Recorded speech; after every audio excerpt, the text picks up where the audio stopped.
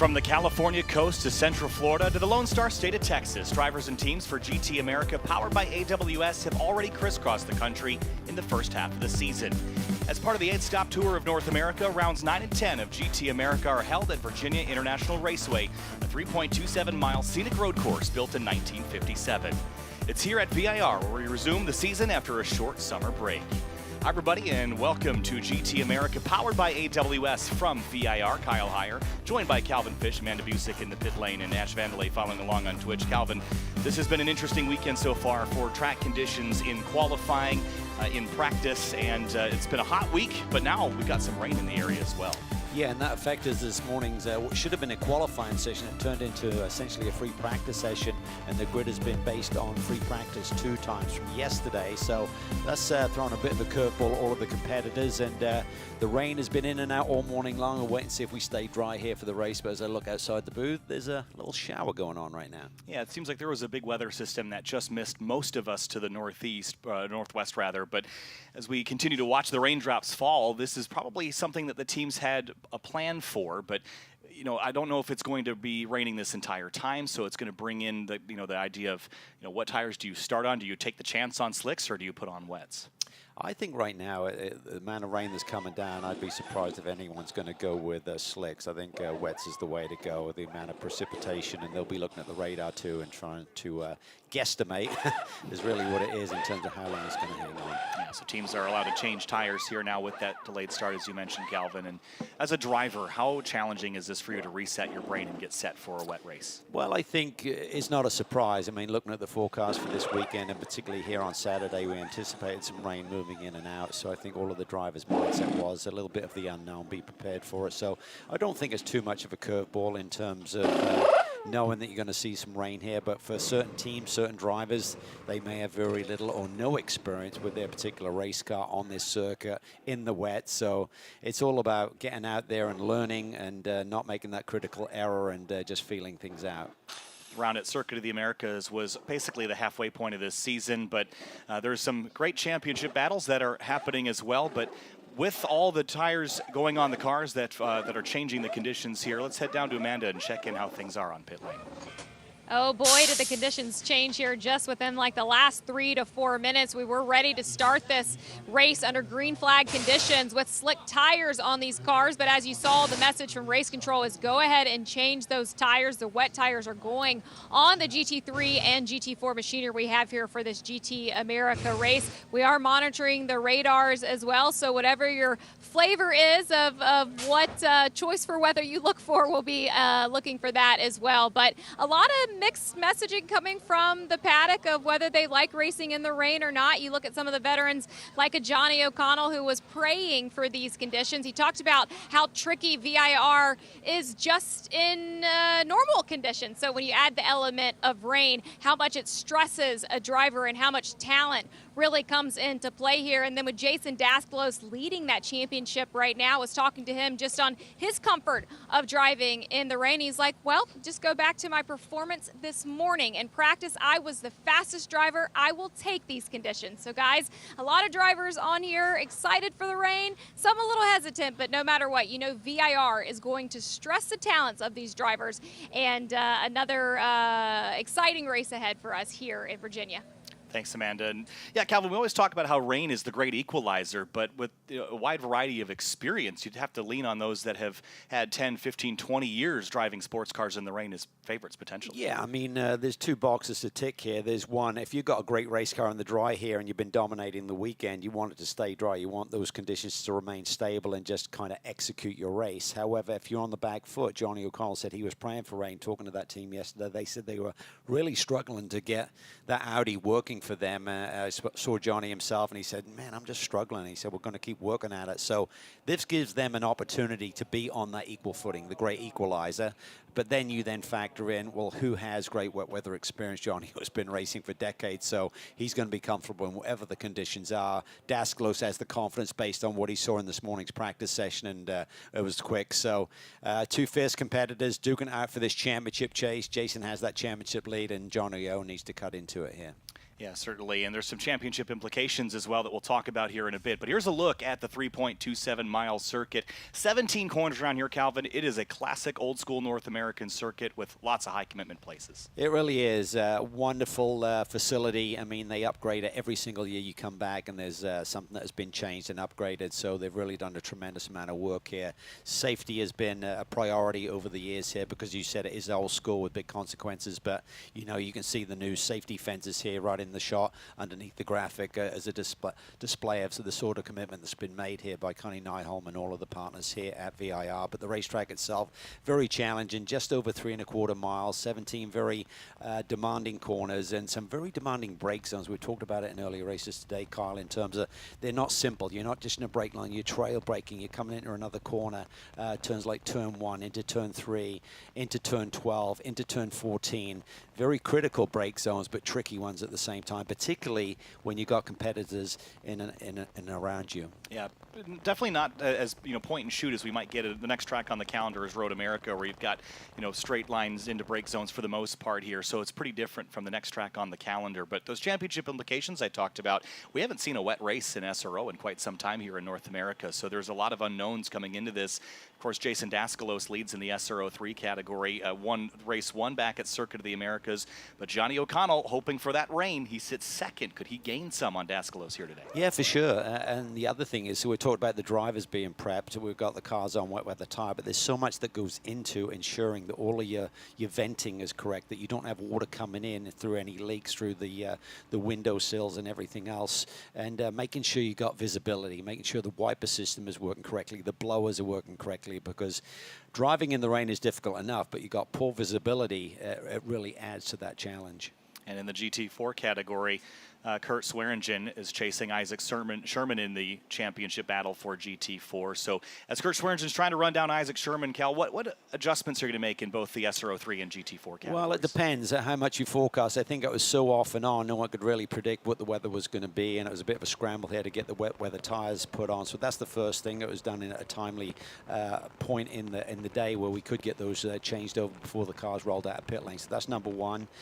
Then some teams may have elected, you know what, we're going to gamble on the setup. We're going to soften the car off. In these conditions where you're not looking for that perfect platform for the tire, you want it to be more compliant, a little bit softer, a little bit more rolly through the corners. So there's some major changes you can make with spring race and everything like that. You can't do that quickly, but you can go in there right now and change some of the shock absorber settings, change the roll bar settings. You'll change the brake bias. You'll go a little bit towards the rear of the car, because otherwise you'll be locking up the fronts all of the time. These cars are so electronic heavy too, so you can have the TC, the traction control settings wound up a little bit, so they got more interrupt for you.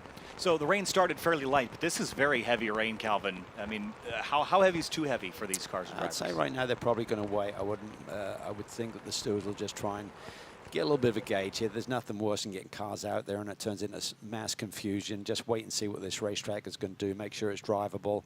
But you can see there it's coming down pretty heavily, and that's going to puddle up pretty quick. A lot of elevation change here, so there'll be some little rivulets that will come across the racetrack, but that's why the formation lap, if you haven't driven here in the rain, this amount of rain before, on that formation lap, you're going to go around as a driver and really try and observe and pick up where the puddles are, where the water is laying, where you may be into trouble, where you're heavily loaded, whether a puddle is in a bad spot or an okay position on the racetrack.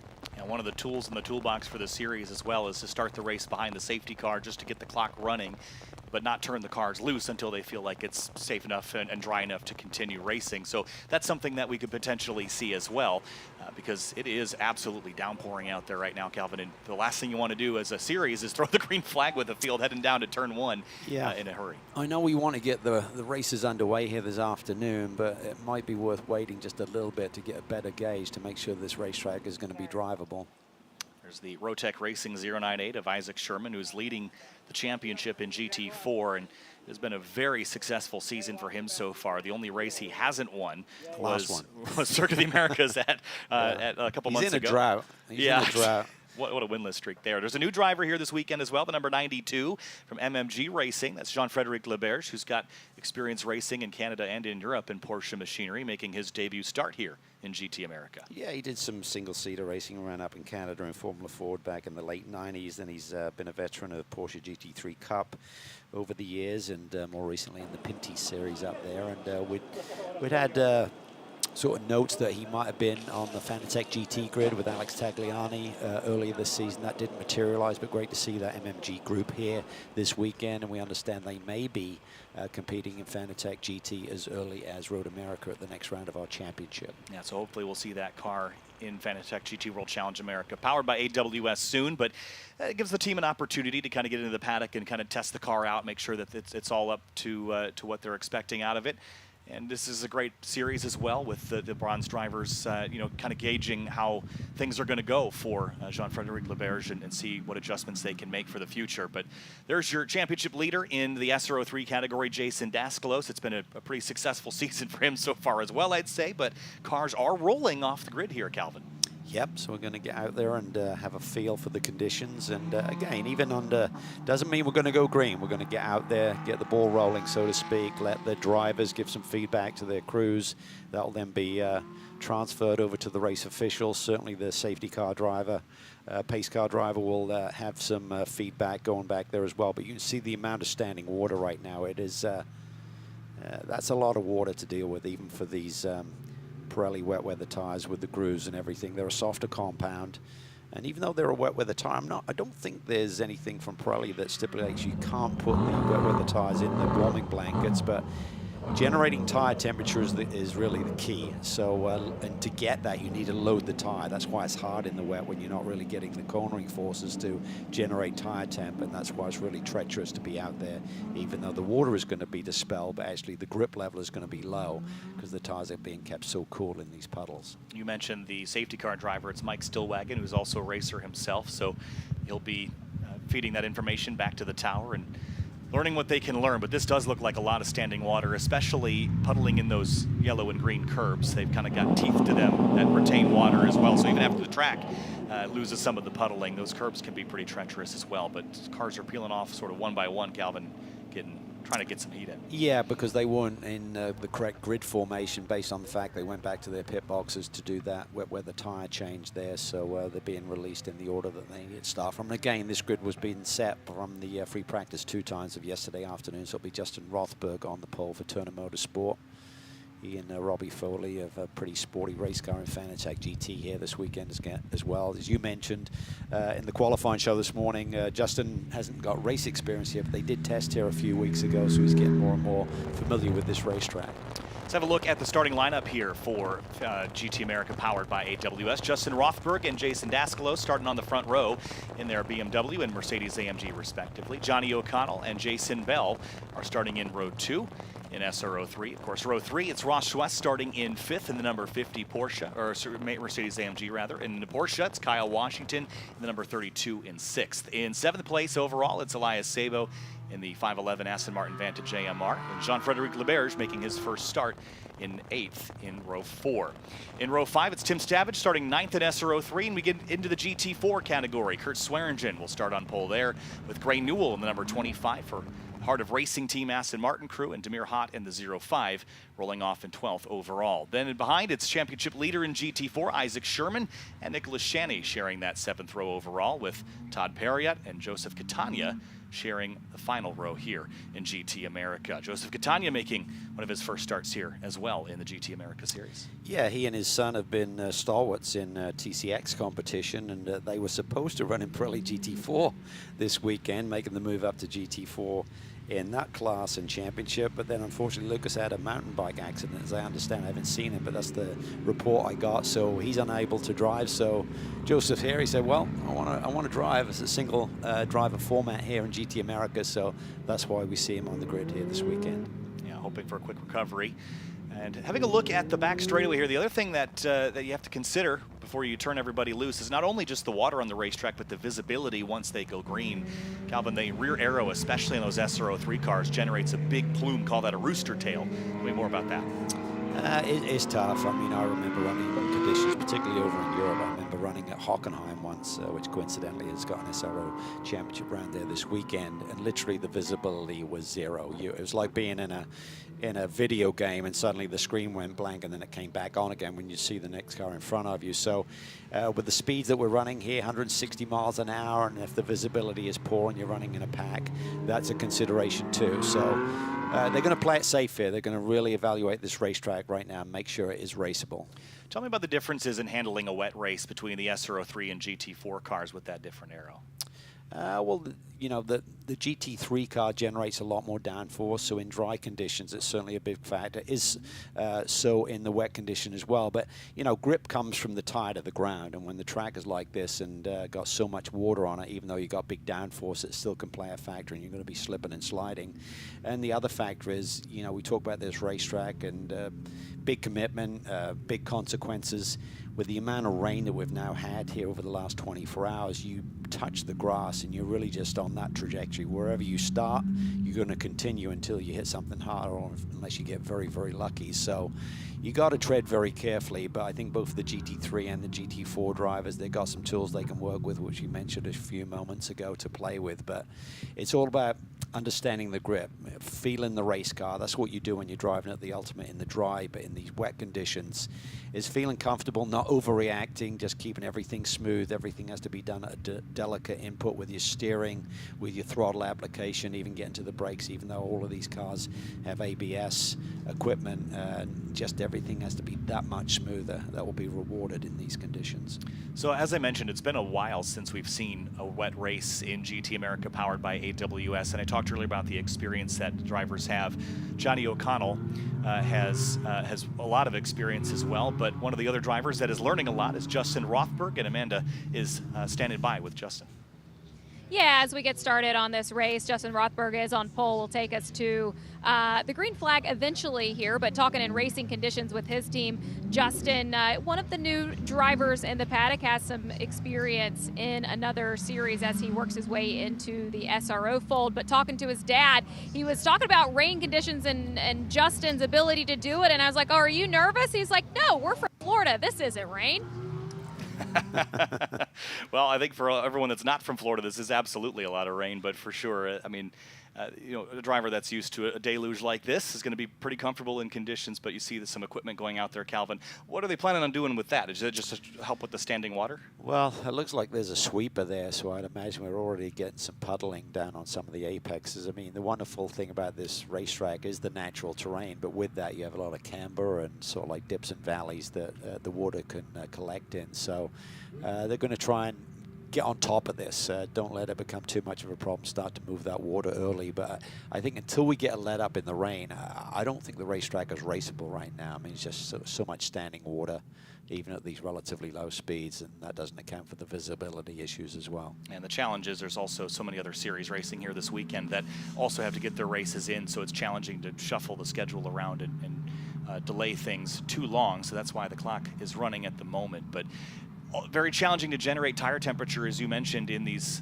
conditions. So even once it does start to dry a bit, you have to pick the speed up with the safety car and generate a little bit more temperature before they'll be at optimal conditions here to race. But a little bit of a damper on the beginning of this race here. But Calvin, let's kind of talk about how we got here to this point in the season. Of course, this is rounds 9 and 10 of the championship. For most of their series here, it's rounds 7 and 8. We had that extra round at the Long Beach Grand Prix back a couple of months ago, and Jason Dascalo swept that round in that number 27. So I think, you know, with the championship lead he's got, it's not a lot over Johnny O'Connell. It's about 15, 16 points, but with conditions like this and Johnny's experience, I think he might be looking in the rear view a bit.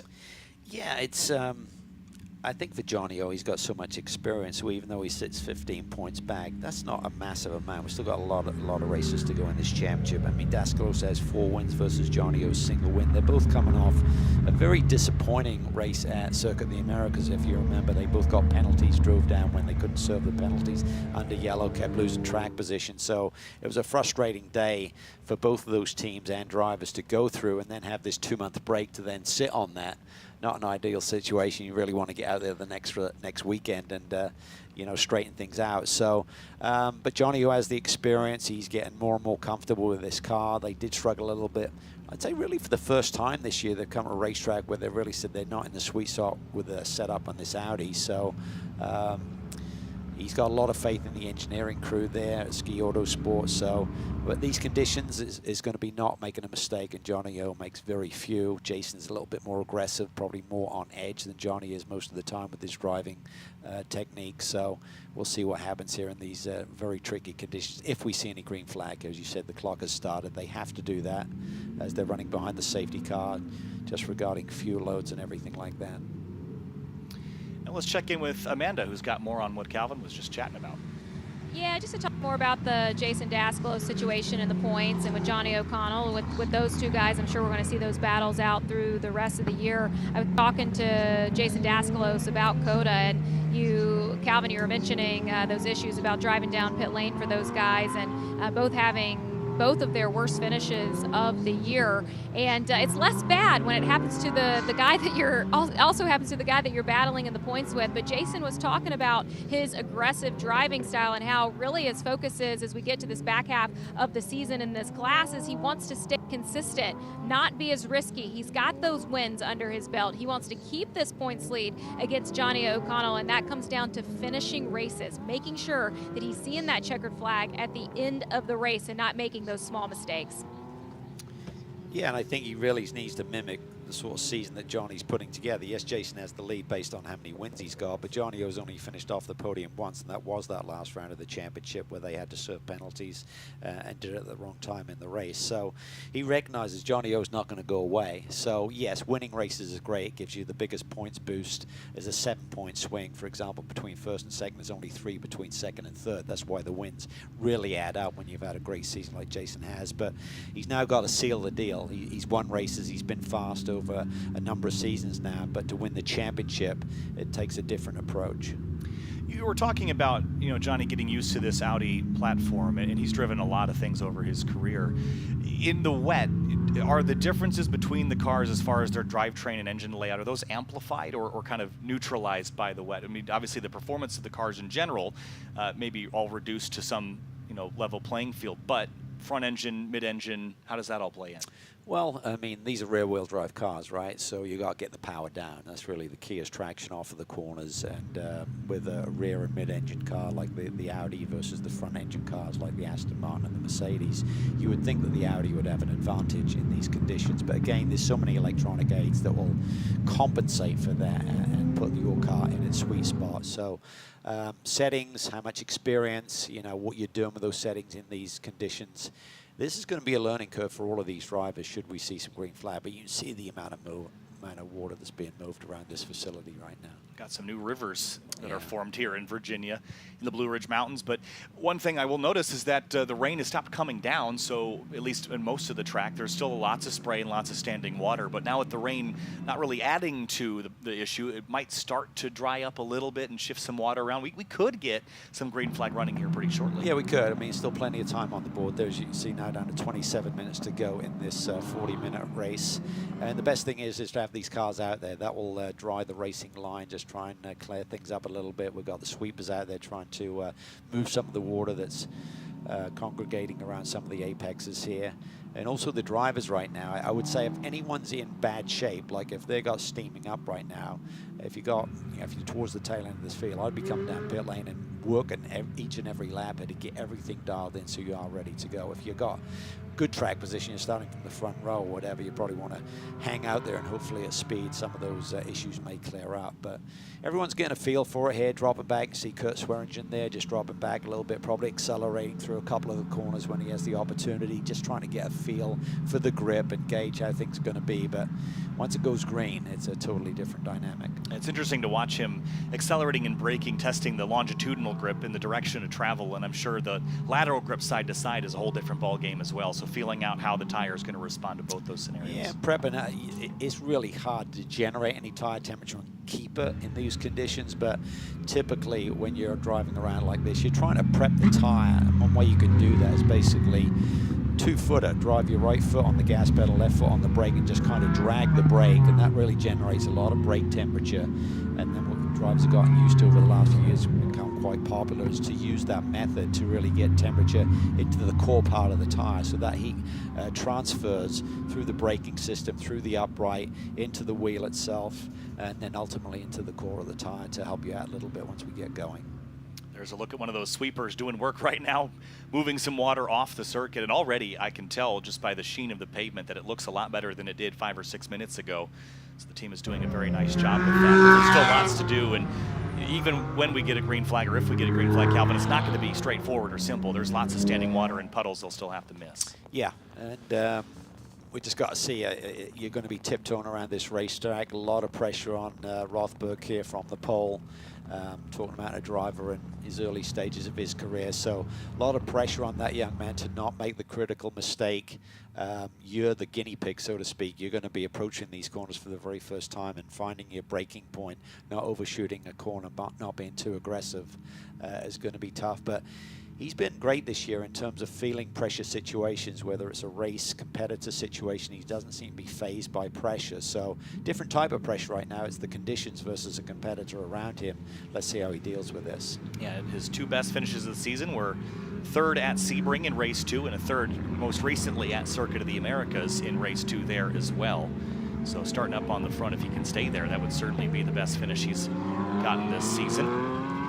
The team will be working with him. Robbie Foley, who he co-drives with, is also his coach. So we'll be coaching him through this scenario, having him try different things, try this with the TC, see how it feels, make sure all the blowers and everything are working. He'll be talking to him about lines. Potentially, Robbie has a lot of experience here at VIR, so there's a good chance that Robbie has run here in the wet and will have already, over the course of this weekend, with the threat of rain, talked him through what may be a bit of a rain line here at this racetrack. But it's tough. When you come up through the high-speed S's, you can't be driving offline because you're so close to the edge of the road at those sort of speeds. So most of the time you're on top of what is the traditional racing dry line here, and that's typically where the racetrack is more polished, it's got more oil down, it's a little more slipperier.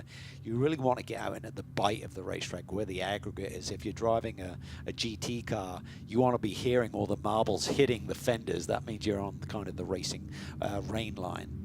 So once we get a green flag, risk versus reward, right? All these challenging conditions, you're not going to be able to push anywhere near 100%. So how hard do you push, and are you racing the racetrack more than you're racing your competitors? Yeah, I think so. I mean, a lot will depend on the clock. You know, if you got someone pushing, you're going to try and keep them behind you if there's only a few minutes left. But if there's 20 minutes to go and we saw some green flag action, then you are really racing the racetrack. You just got to make sure you don't make the mistake, feel it out, make the adjustments, and see how the race comes to you. Rob Holland is standing by with Amanda on pit lane.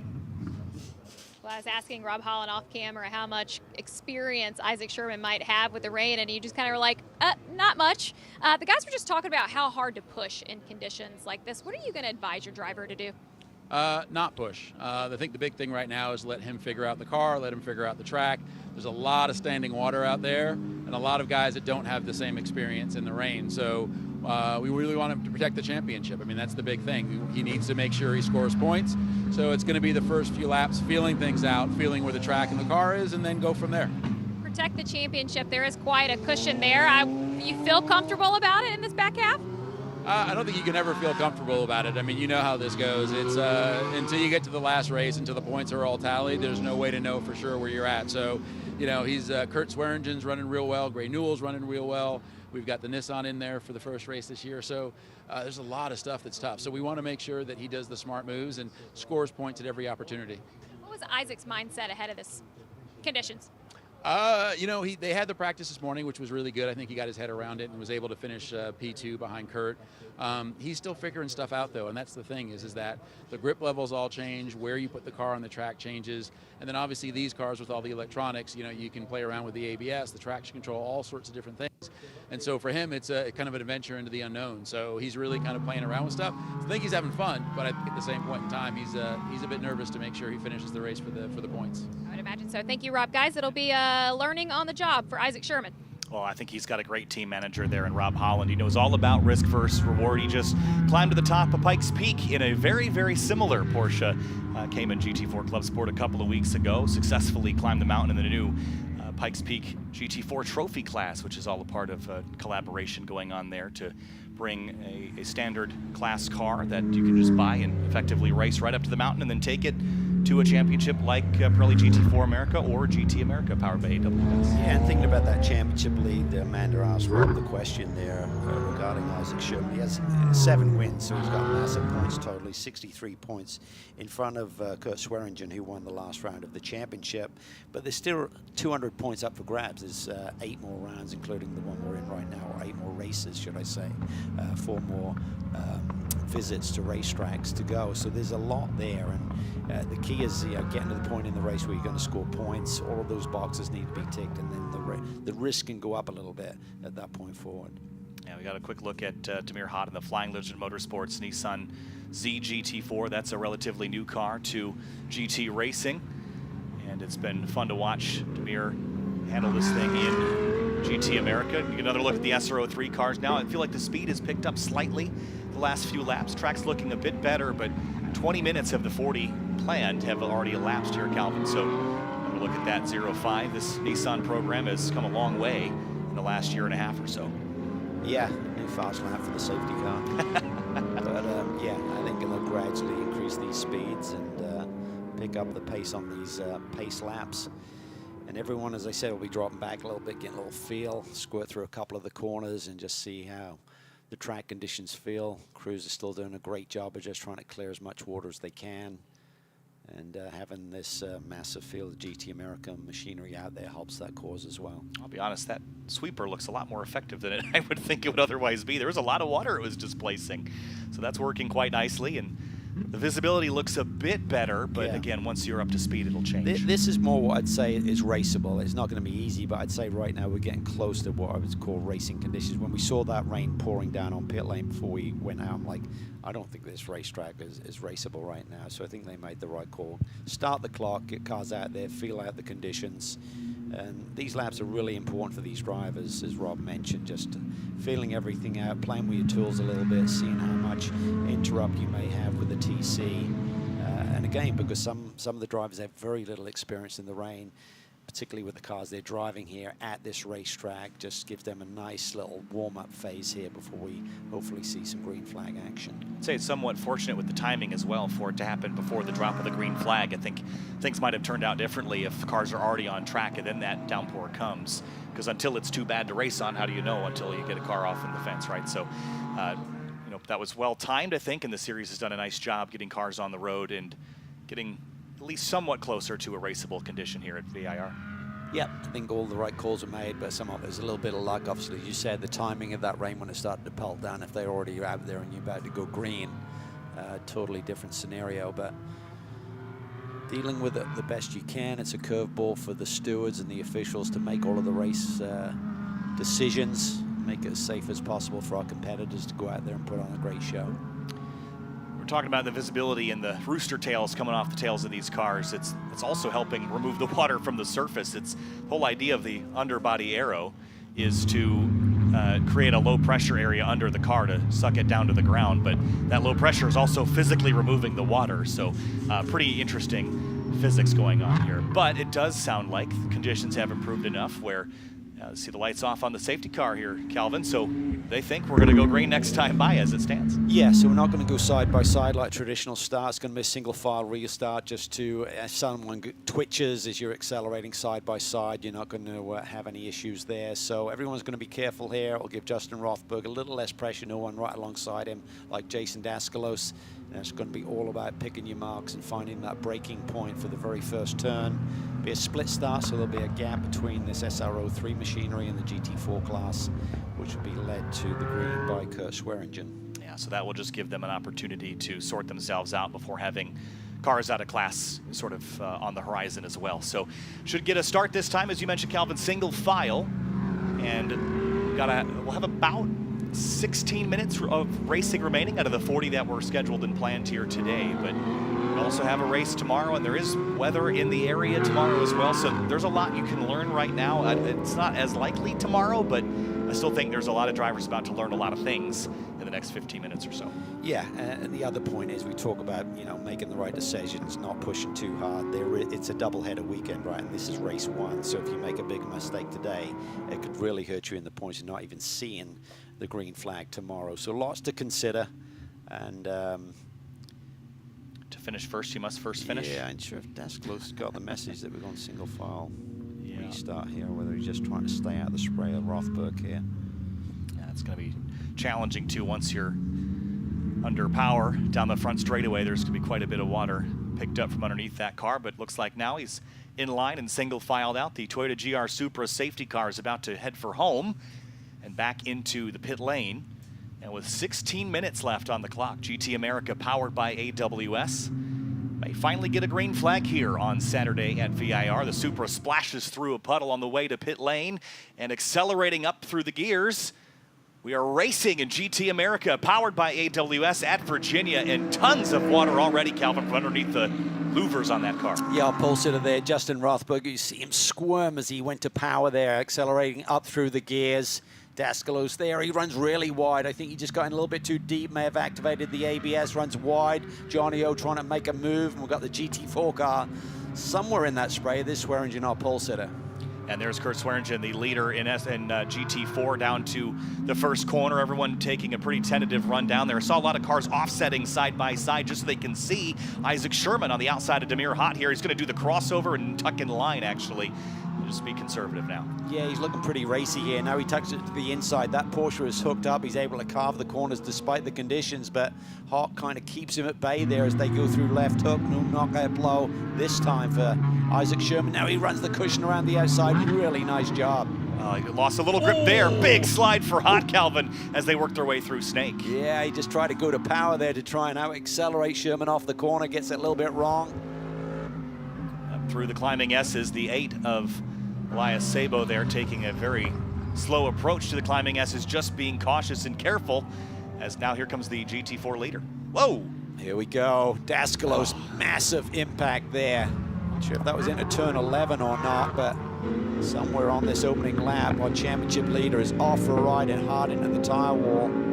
There was no slowing that car down once it was off course, so 25 of Gray Newell being under fire from Isaac Sherman here through Oak Tree, and I believe it was turn 11. Calvin, there's the standing yellow flag. Yeah, we saw Desclos struggle a bit into turn 1, so maybe he just didn't have his brake bias dialed in correctly. We could see him all locked up despite the ABS system there. I mean, he nosed it in pretty hard there. I'm not sure if he's able to recover that. Meanwhile, up front, Justin Rothberg done a really nice job. Johnny O now sits in P2.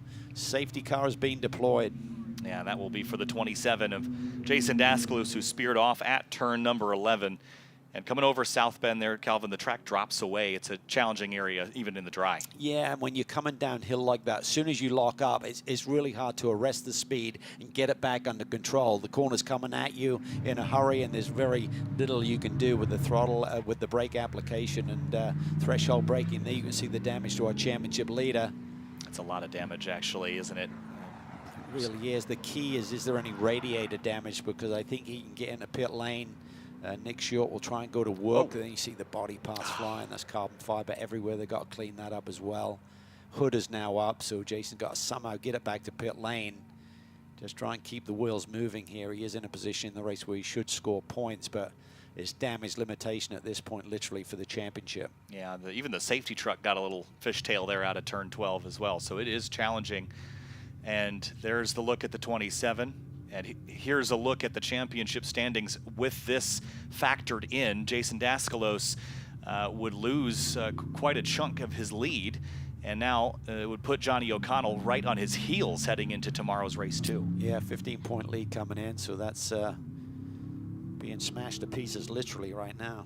Yeah, and hopefully the team can get this car stitched back together. I mean, it looks like there's quite a bit of body work to do as well, but you have to wonder if there's any suspension work or things that would take a bit longer to sort. It is rolling at least, so that's good. Yeah, the problem is trying to get that hood taped back down again. You know, put duct tape on a wet hood. It doesn't really do much. So if they can get that latch back up, the main concern when you have front end damage like that is any radiator damage, because then it's a day finisher for you. So if there's no radiator damage, they'll try and just get this bodywork patched up, get him back out there and see if the clock will run out before they really need to go back at high speed.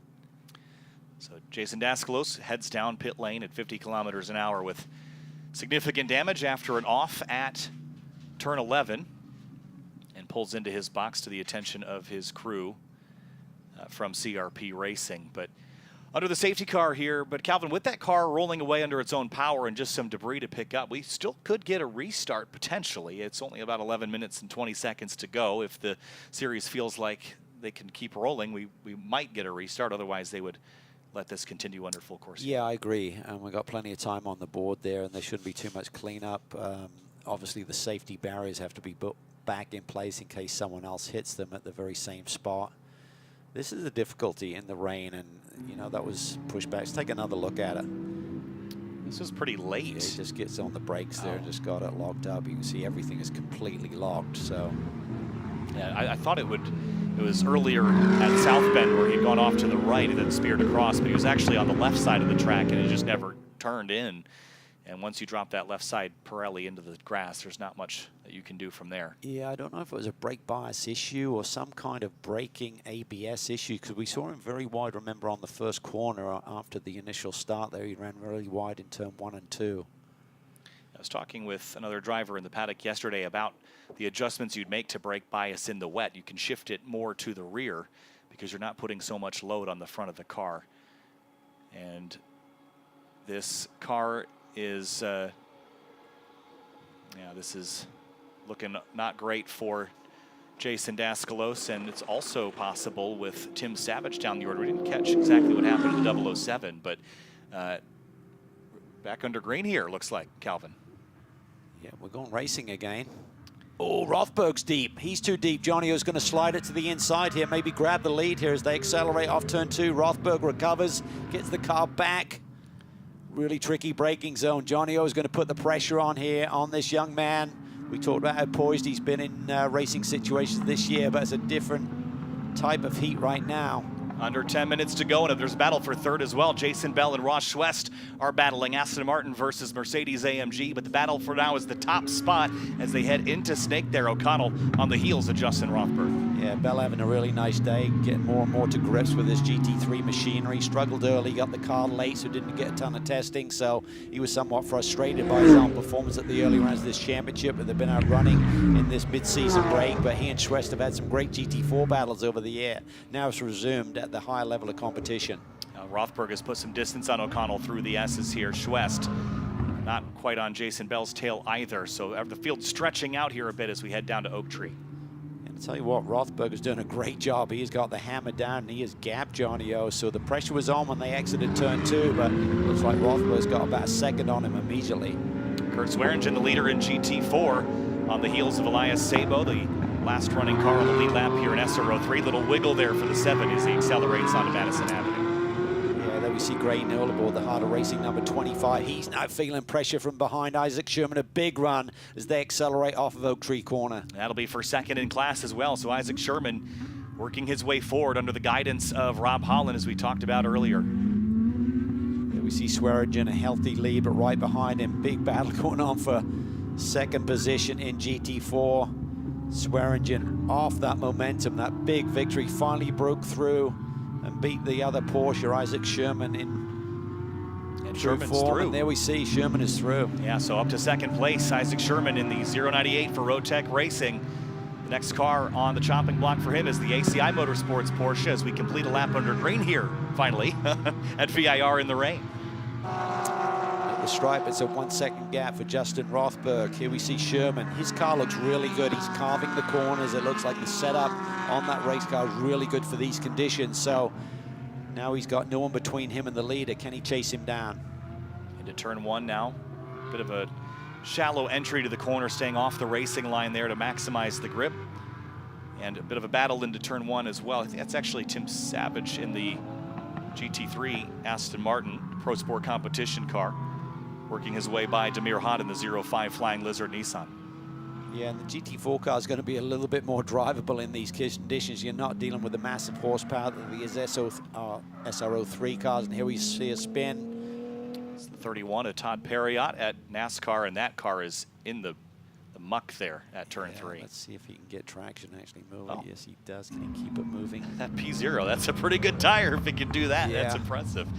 Up through the climbing S's now. Kyle Washington ahead of Jean-Frédéric Leberge in that red Porsche. I have a feeling with that Canadian motorsport experience that Leberge has been in similar conditions north of the border. Yeah, he was telling me he raced in the rain not too long ago, so I think he's ready for this challenge. Chasing Kyle Washington, who was also racing north of the border just a couple weeks ago in a Porsche as well. Yeah, we talked about a lot of the AM competitors, particularly not racing much in this 2-month break, but for Kyle Washington, he's running in numerous championships this year, so they're trying to really keep him busy, keep him in his rhythm. It's a different race car than the one he's been campaigning so far in GT America. This is what was his Fanatec GT Porsche, and he's got a brand new race car he's debuting this weekend in the Fanatec GT Championship. This battle continues down the hill here through Roller Coaster and into Hog Pen. Big compression here. Much bigger when the track's dry and you're carrying more G-load through there, but there's some rivers and things you have to watch out for. Rothberg across the stripe. O'Connell in tow. Yeah, and O'Connell's starting to feel it now. He just took a couple of tenths, admittedly that's a small margin, out of Rothberg's lead. See Rothberg in there really deep, Johnny, really tight to the right-hand side of the road. That's where that bite, as I call it in the racetrack, is going to be. A bit more aggregate. Kyle Washington, ooh, big push across the road there through turn 1. But as soon as it caught that outside edge of the racetrack and you've driven through the racing line, it seemed like it gripped right back up again. Yeah, it's really bizarre. If you, I used to love running in the rain at Mid-Ohio, where you're crisscrossing over the dry line and then just finding that grip, and then they both go for a ride here. A little bit of dirt tracking. Leberge is going to hit the fence, minor glancing blow. Yeah, comes to rest there by the tire bundles. That was a very slow impact, but again, if he could get pulled away, he'll be just fine, I'd imagine. But yeah, just maybe some target fixation there as well, following the lead car off the road. Yeah, there you see the messaging going through to Johnny O'Connell to tell him that there's a car off. If you're close to Rothberg, time may be running out if we see another full course yellow with only 4.5 minutes left to go. Yeah, Johnny O'Connell would like to use all 4.5 of those minutes, though. He is chasing Rothberg down a second back as Leberge pulls away from turn 3, so he's back under power here. Calvin, it means we get to stay green, at least for now. Yep. Good little race. Everyone's dealing with the conditions pretty well. We can see how tricky it is with several cars running off the racetrack.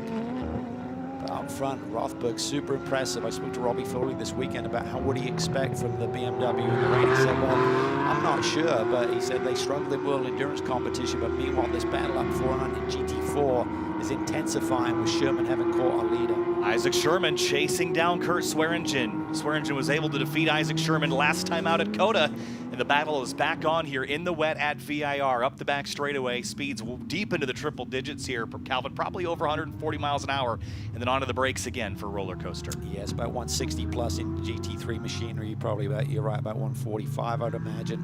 Maybe close to 150 in a GT4 car, high-speed sector of the racetrack.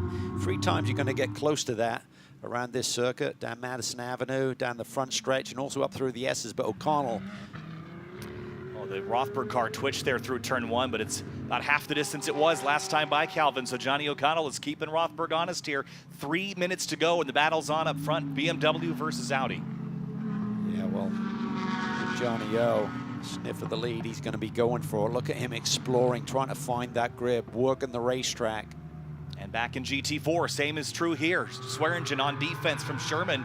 Has to watch out the windshield, but the car in the rearview mirror growing larger by the moment. Sherman trying to retake his victories after losing just 1 race this season to Swearingen at COTA. Yeah, look at Sherman roll speed through turn 3. We've seen that earlier in this race when he was making moves. He really carries a lot more speed than anyone else through NASCAR Bend there. Closes in on Swearingen, but Swearingen's feisty. I like his personality. I think he's going to get his elbows out here if he needs to. Great battle here up through Snake. They're looking left, looking right. This is a fairly straight line section, even though the track meanders one way or the other, and Sherman is tucked under the rear wing of that lead Porsche. They're accelerating. That was cool to watch. And then into the S's, Calvin. This is a high-speed area here.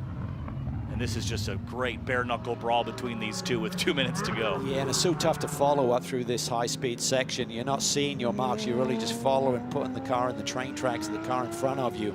Look at Sherman, he's looking to make a move. Can he carve it to the inside? No, he doesn't think about that, just setting up for a good clean exit here off of Oak Tree. Power down, runs wide, drops the tire in the dirt. But hammer down, Isaac Sherman trying to run down the 7 to Kurt Swearingen in the battle for the lead in SRO 3. Here we go, down the hill through roller coaster and into hog pen. Come to what we expect is going to be the white flag, and it will be a white flag this time. Johnny O'Connell, a great run, Calvin, onto the front stretch. Yeah, does Johnny O see an opportunity here? What has he been observing over the last 3 or 4 laps here in these conditions? Rothberg stretches a little bit down this front straightaway with that BMW M Power. From the pressure, here comes Johnny O'Connell. A big lunge on the brakes, Calvin. That was close. I don't think he got into him. I saw a little twitcher. I think it was just Rothberg by himself, feeling the heat. Johnny O looking, can he carve it to the inside? Can he do the crossover here if they get ready for turn 3? He's committed to the outside. Is he going to run the cushion around the outside of Rothberg? Can he clear him by the time they get to the left hook? A splash through the water for Johnny O'Connell. It's a chess match out front. Contact, and Johnny O'Connell spins that left hook. Oh, that was such a great dice there. I don't think there was any intent there from Justin to get into the side of him. They just met right after the apex then. Schwest is trying to make a move there. Jason Bell is through and up to P2, I believe. Jason Bell lingering there. He's going to steal one from the spinning number 3. That's unfortunate for Johnny O'Connell. Rothberg will have to shake it off and drive away. Yeah, and the stewards are going to look at that. Does that really give Jason Bell an opportunity here? Rothberg has the lead, make it to the checkered flag as we see our championship leader struggling around this racetrack. Yeah, Jason Daskalos is just limping this car around, but because of the spin from the 3, that would put him back in command of the championship battle here, Calvin. This is huge implications with the 3-car spinning. Yeah, a little bit of damage to the front end of Rothberg's car, but it seems like it's healthy and continuing. But meanwhile, this battle in GT4 isn't going anywhere. Sherman looking for the lead here on the last lap of the race. Straight lining up through the S's as much as they can. Swearingen has got a mirror packed full of Rotec Racing Porsche through South Bend. Here comes Isaac Sherman for the top spot. Swearingen trying to hang on. Look at the beautiful positioning of that race car, not opening up the door. Don't make a mistake here. Now he just needs a good clean exit here. That may be enough. Maybe gave him a little bit of a boot there on exit. Power down, and these Porsches will be battling all the way to roller coaster. Swearingen trying to break the draft up this long back straightaway. Yeah, and it seems like he stretches a little bit down the straightaway. I mean, certainly those rear wings are effective. Maybe there's a slight difference. Justin Rothberg coming out of the final corner. He's going to outlast everybody else here. Checkered flag at VIR for Justin Rothberg in Turner Motorsport. And that was a phenomenal last lap, but unofficial results as always. Jason Bell 2nd, Johnny O'Connell rebounds for 3rd, then Schwest 4th. And in GT4, Calvin, last corner battle.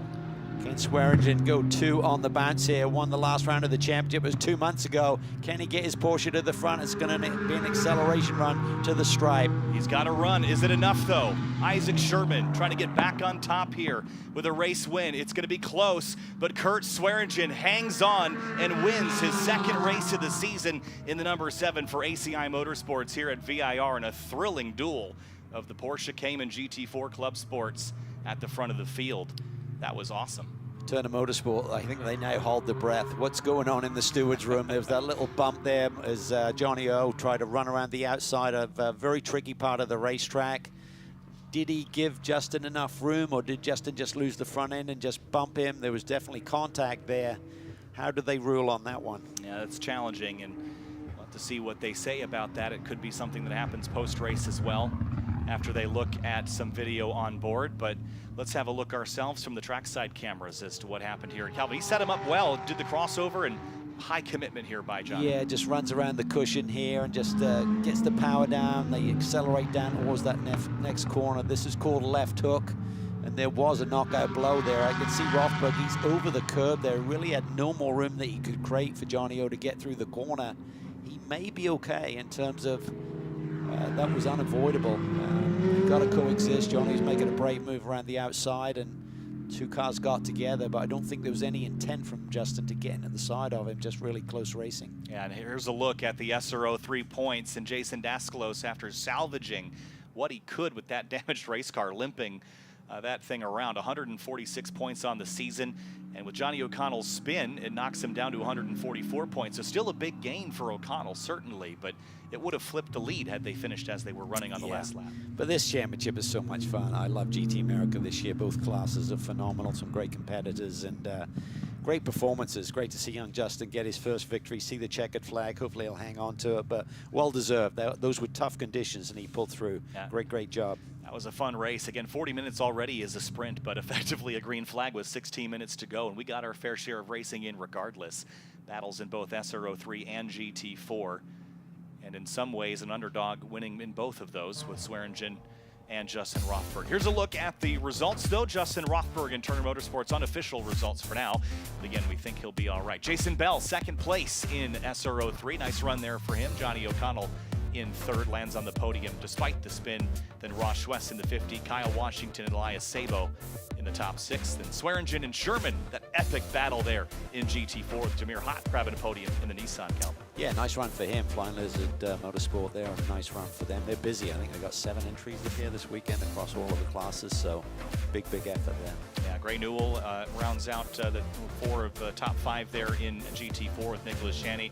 Jean-Frédéric Leberge got back rolling after a slip-up in turn 3, and Jason Daskalos salvaging something, at least finishing the race after that crash down there at turn 11. Todd Perriott and Joseph Catania down the order there in GT4. But what a thrilling battle in both of our classes, and that just sets up a great battle for tomorrow as well. Calvin, once we're expecting some more dry conditions, so it might be something completely different. Yes, and Johnny O will have the pole for tomorrow based on he had the fastest lap of this race at a 2:07.0. And just trying to look at GT4 as the top time there. I think it was Isaac Sherman. I think Sherman may have the pole over Kurt Swearingen in GT4 competition for the start tomorrow. Yeah, Jason Daskalos was just running that car around, as trying to get it back around to the finish, and Amanda Busic's got more. I'm sure in the back of his mind was also the thought, you think about the lap times around here, sets qualifying for tomorrow, but for Jason Daskalos, it's amazing what some zip ties can do for the body damage on that Mercedes. I'm happy to report from Nicholas Short that it was just body damage, nothing mechanical that they will assess, but this is Jason's only car here this weekend, so they will be working on that Mercedes over this evening. And then to add to it, Calvin, you were talking about, was there a brake issue? Nicholas did say as well that there was an ABS issue that they had in that turn. But your winner here in race number 1 at VIR for GT America is Justin Rothberg. And Justin, I know that race control is reviewing that last incident between you and Johnny O'Connell. It is not our place to adjudicate any of that. What was your opinion of what happened? As not an adjudicator, Johnny and I were just having good racing. I think it was wet and just a little contact. I think the last person out there I want to hit, we have a great little banter relationship going. So, I mean, if they penalize me, they penalize me, but I think it was just a racing incident. What do you make of the conditions here today? How did it challenge you? It was super sketchy on the safety car laps. There was a lot of standing water, and then our first lap without safety car, I got pulled by some standing water, but once you figured out where the places to avoid were, good to go. Congrats to Justin Rothberg. Yeah, him and Johnny O'Connell have had some incredible moments this season. I still remember when they split a car. I believe that was back at Sebring. I'm sure you guys will talk about that as well. But yeah, just really fun, Calvin. I know you have loved the battles we've seen in this championship as well. And you go to Kurt Swearingen, who picks up the race here back to back. It was an Isaac Sherman streak to start the season, but Kurt, for you to get another win here, and I'm sure that one wasn't easy. What was VIR like in these conditions? Oh, it is tough. It is wet out here. It is really tough. That was a fun race. Isaac gave me all I could have at the end there, and it was fun. I just knew it was going to be hard for him to pass, so I just had not to make mistakes. No mistakes. Even if I'm slow, no mistakes. It's so hard to pass here, especially in the wet. So that's how we got it done. Congratulations to Kurt.